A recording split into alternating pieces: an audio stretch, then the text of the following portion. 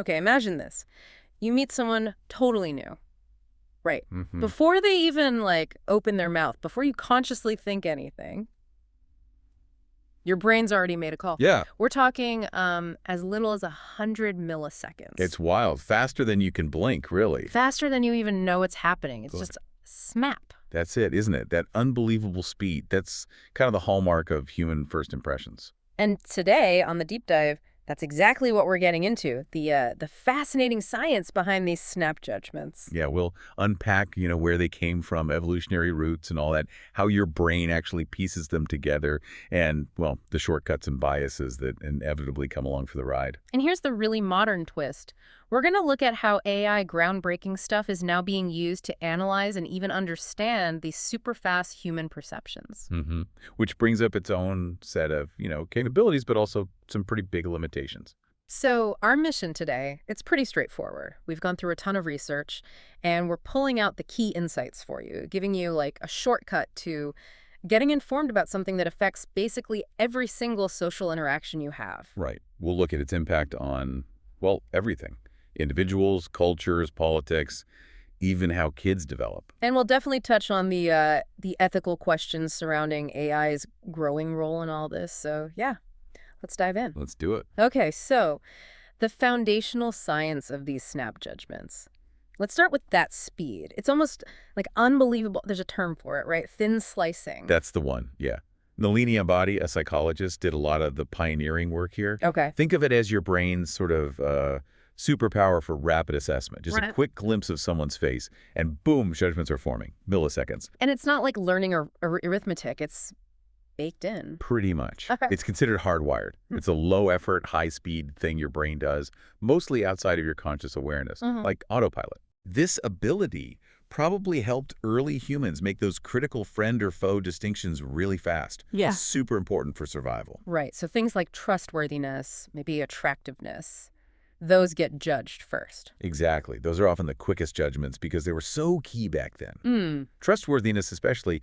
Can I approach this person? Are they a threat? And that need for speed, even way back, meant our brains developed shortcuts, these heuristics. Precisely. Heuristics are like the brain's rules of thumb, quick algorithms. Okay.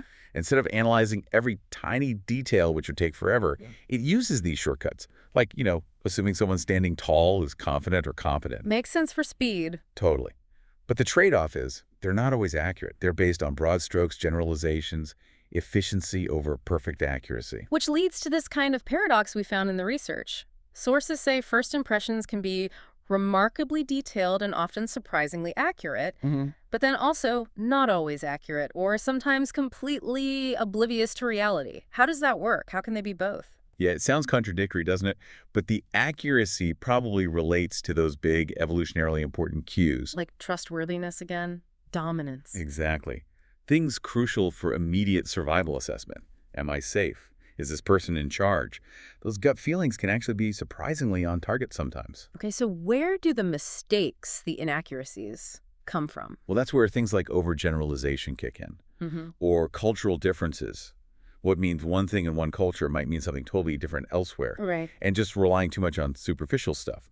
That's how you can end up with, as some sources put it, dangerously false impressions. So the brain's going for good enough, fast enough for survival, not perfect objective truth. Pretty much. It's a constant balancing act. Yeah.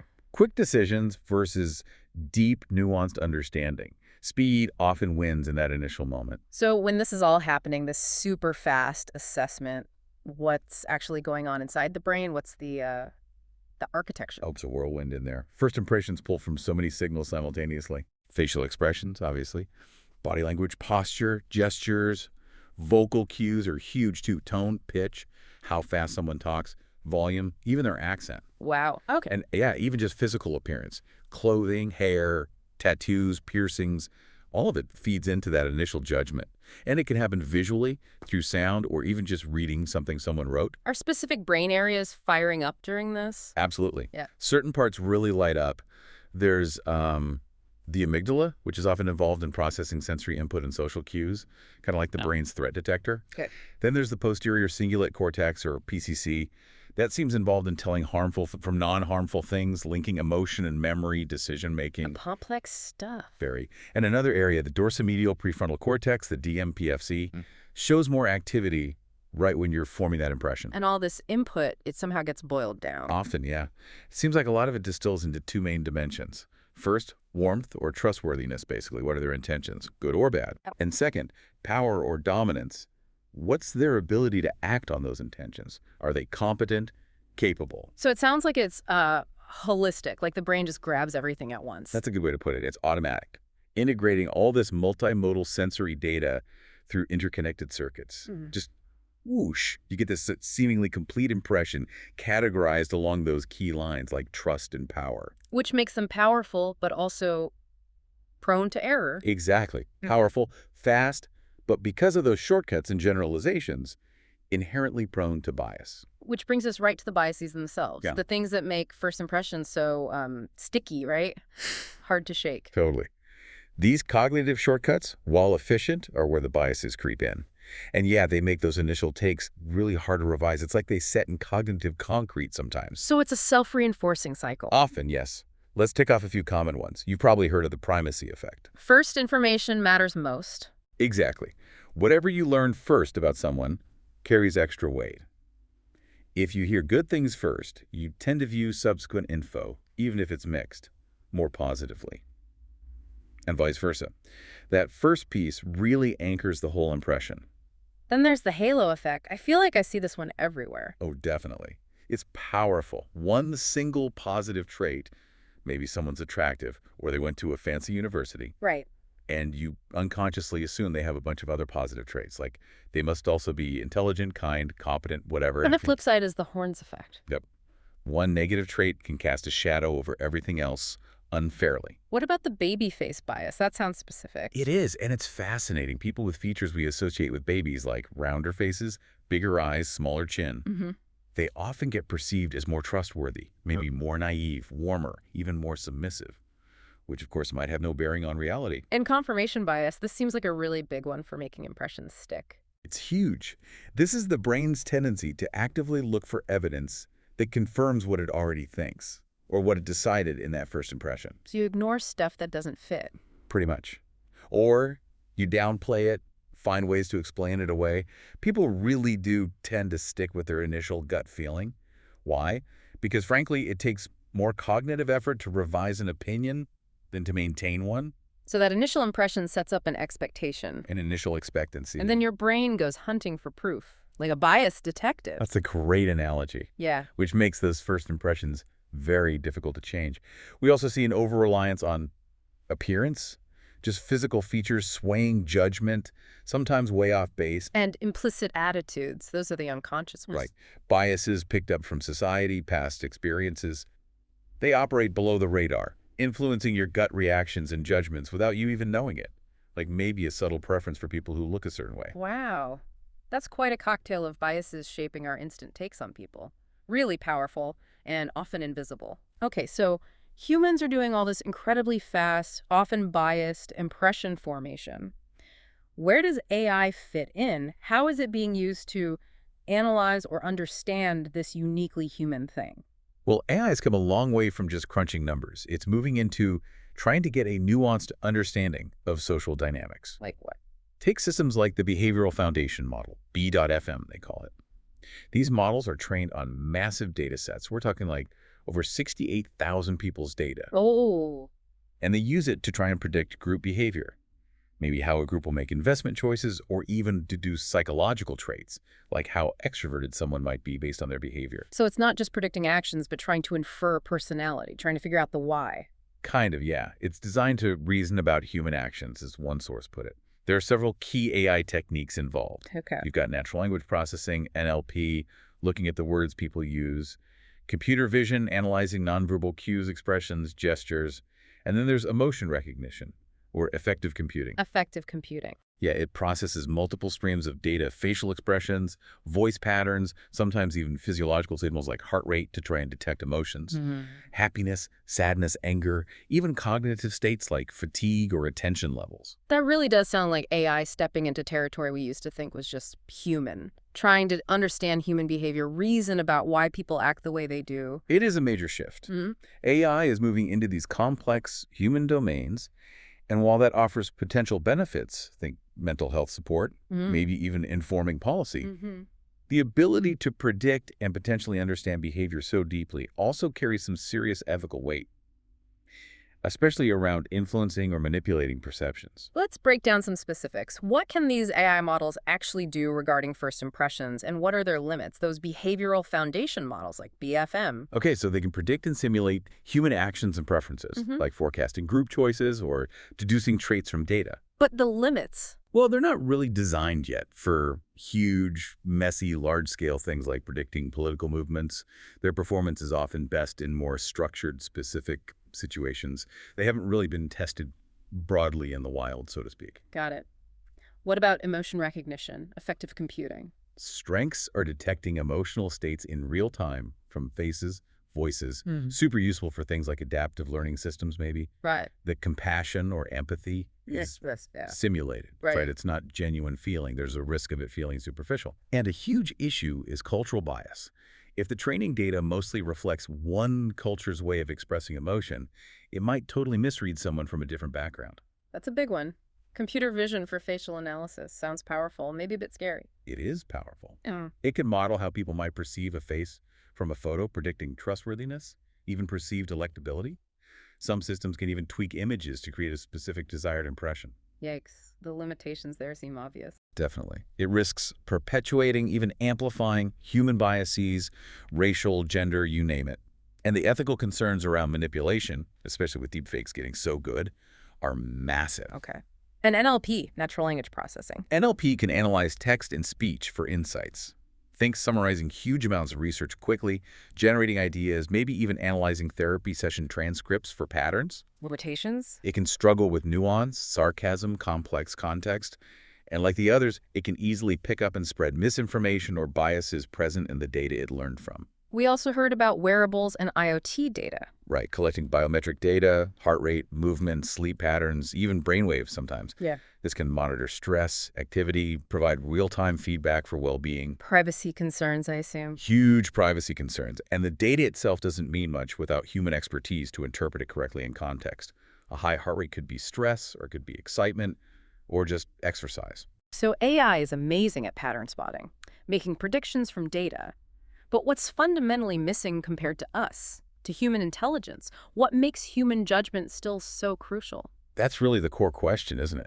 AI is brilliant at inference, finding patterns we'd miss in massive data sets. Right. But it operates without consciousness, without genuine moral reasoning, without any sense of existential purpose. It can mimic emotion, but it doesn't feel it. Exactly. It can simulate creativity based on patterns, but it doesn't have that spark of genuine subjective experience. Our human emotions are tied so deeply to our biology, our personal histories, our lived experiences. AI doesn't have that. It follows the code, but doesn't ask why. Precisely. It can't truly seek meaning. That's why human judgment is seen as increasingly indispensable, particularly in complex, ambiguous situations or when facing tough ethical calls. So our consciousness, our lived experience, empathy, morals, creativity, that's the difference. Those uniquely human attributes. Free will, too. That's what sets human intelligence apart. So it's less about AI taking over and more about working with it, this human-in-the-loop idea. Exactly. Let AI handle the routine stuff, the massive data analysis. That frees up humans for the more complex, important work. Understanding regulations, navigating ethics, building relationships, making those high-stakes judgment calls. Human judgment remains the final check. It has to be. Yeah. To ensure AI serves human goals, human flourishing, not just optimizing whatever it was programmed to optimize. Okay, this leads us perfectly into the impact side. How do these first impressions ripple out into society, starting with just us, individuals, and our relationships? Oh, the impact is massive. They shape your job prospects hugely. Your personal relationships, romantic, friendships, how you're treated day to day often hinges on those initial reads people make. Because they're so sticky, as we said. Right. People get attached to their first impression of you, and it's surprisingly hard to change their mind, even if you provide evidence to the contrary. That confirmation bias again. Does it sometimes create a feedback loop, like a self-fulfilling prophecy? Absolutely. That's a classic outcome. Say you get an initial vibe that someone you're negotiating with is going to be tough. Maybe it's totally baseless, just a random thought. Okay. But because you expect them to be tough, you might act more defensively, maybe more aggressively yourself. Ah, and then they react to your behavior. Exactly. They might respond by becoming tough, confirming your initial and possibly false assumption.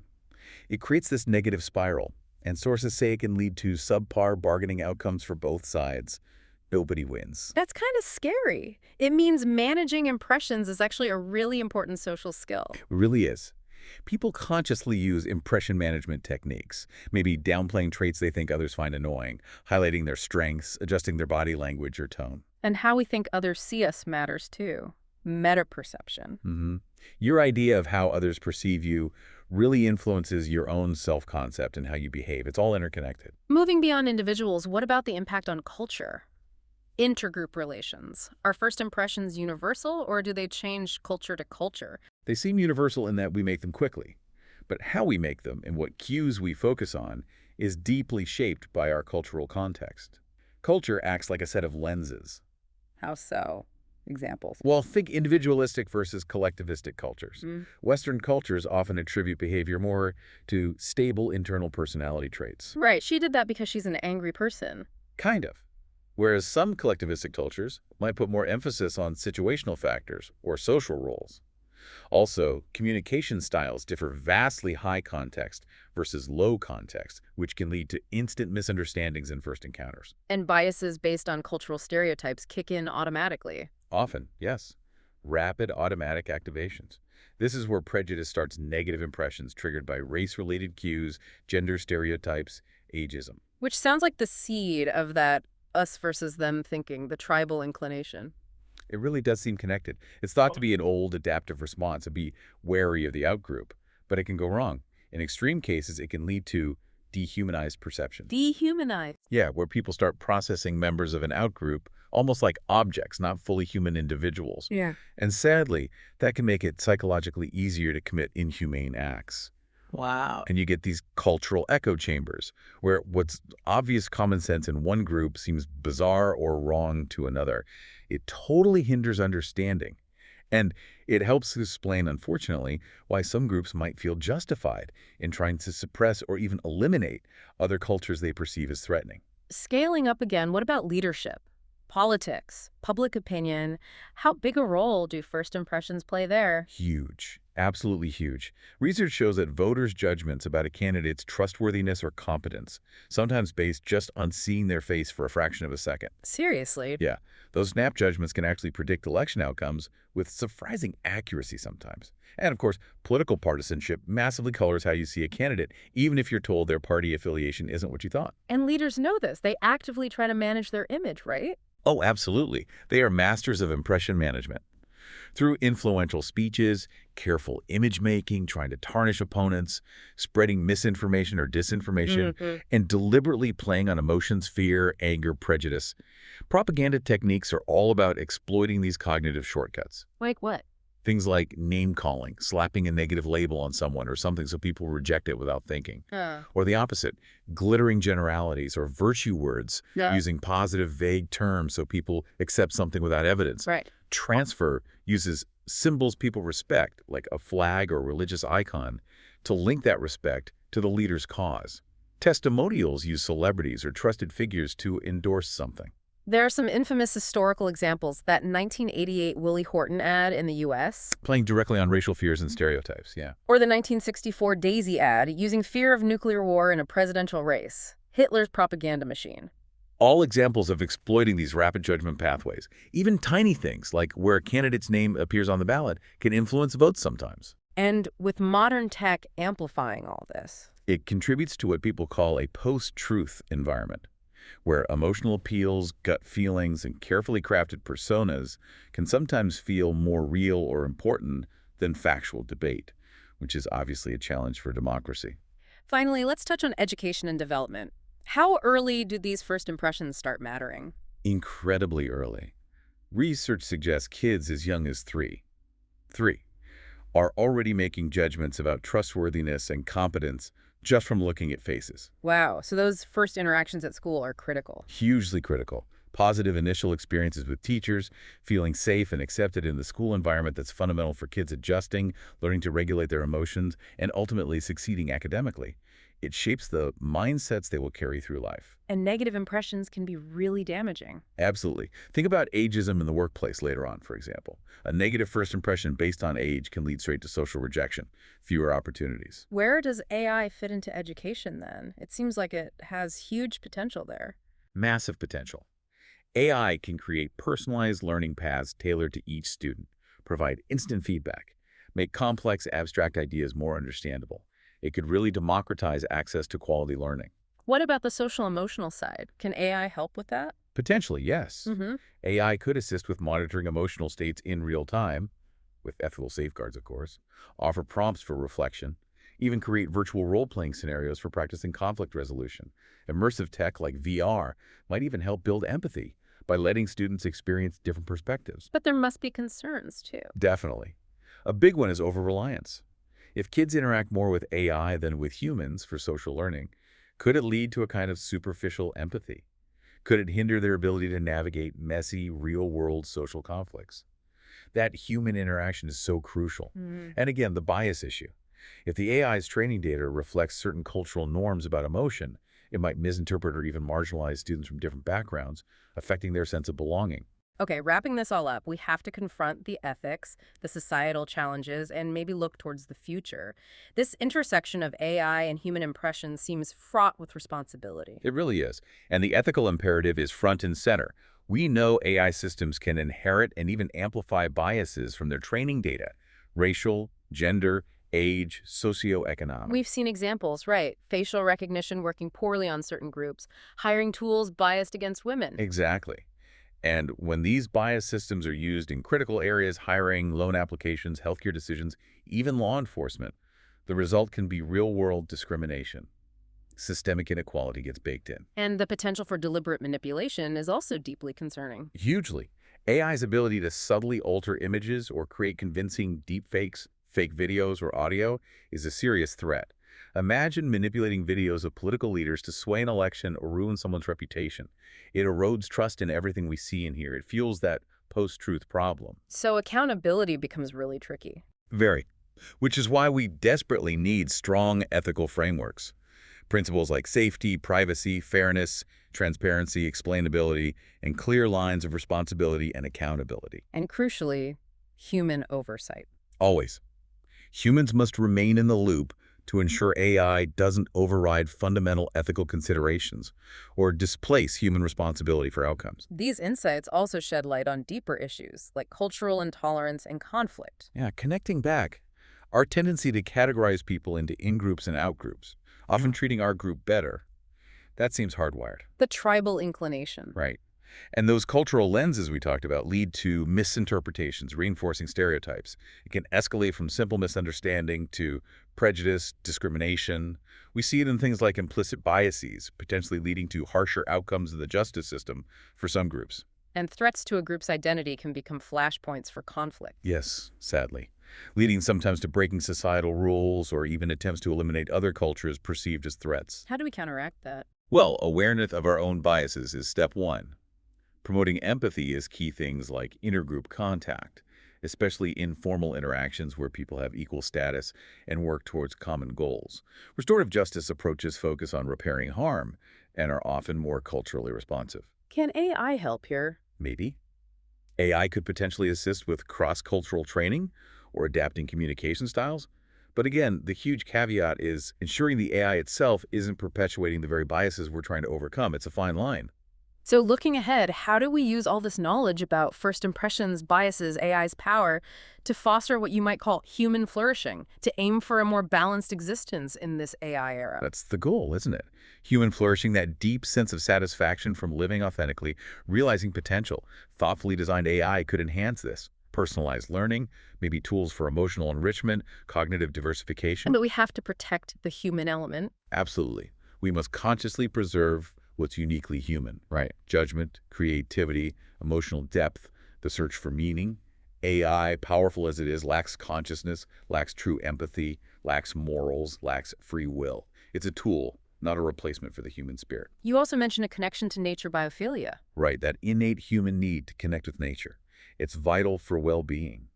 AI could potentially support this, helping design buildings that incorporate nature, optimizing soundscapes in cities, maybe even making nature experiences more accessible. But AI itself has an environmental cost. A significant one. Training these huge models takes immense energy and resources, so AI ethics needs to expand beyond just human concerns. We need to consider the more than human actors, animals, ecosystems, weigh the benefits of AI against its environmental impact. So creating a healthy future, a balanced universe, requires a kind of symbiosis. Exactly. It means things like human-centered AI design, putting dignity, well-being, ethics first. Empowering human judgment, using AI to augment us, make us better thinkers, not replace us. Fostering empathy and critical thinking, leveraging AI in education, but always prioritizing real human interaction. Promoting intercultural understanding, using AI carefully to bridge divides, reduce bias, and environmental stewardship, making sure AI development is sustainable. Okay, so let's bring it home for everyone listening. We've journeyed through this incredibly complex world of first impressions shaped by evolution, built by our brains' amazing and sometimes flawed shortcuts, filtered through culture, and now increasingly analyzed and influenced by AI. These instant judgments are powerful, formed in mere milliseconds. And as we've stressed, they tend to stick due to those inherent biases: primacy, halo effect, confirmation bias. This makes our social world efficient, but also leaves us vulnerable to manipulation and misunderstanding. And while AI brings incredible tools for modeling and predicting these impressions, maybe even helping in education or connecting us with nature, Its integration demands constant ethical vigilance. AI excels at patterns, but it lacks lived experience, true empathy, moral intuition. It can simulate, but it doesn't feel. which means that ultimately human judgment, our consciousness, our capacity for real empathy, these remain indispensable. If we want to foster human flourishing and find balance in this AI-driven age, we need a human-first approach. That means thoughtful AI development, yes, but also cultivating conscious awareness in ourselves, promoting genuine human connection, valuing what makes us uniquely human. So maybe the final thought for you listening is this. Knowing the science behind your own snap judgments and understanding both the power and the pitfalls of AI, how can you make sure your initial impressions aren't the final word? How can you use that awareness to make those first takes starting points for deeper understanding, for real connection, rather than letting them become fixed barriers? How can you apply a more conscious, nuanced approach in your everyday interactions, starting today? This is DigitView.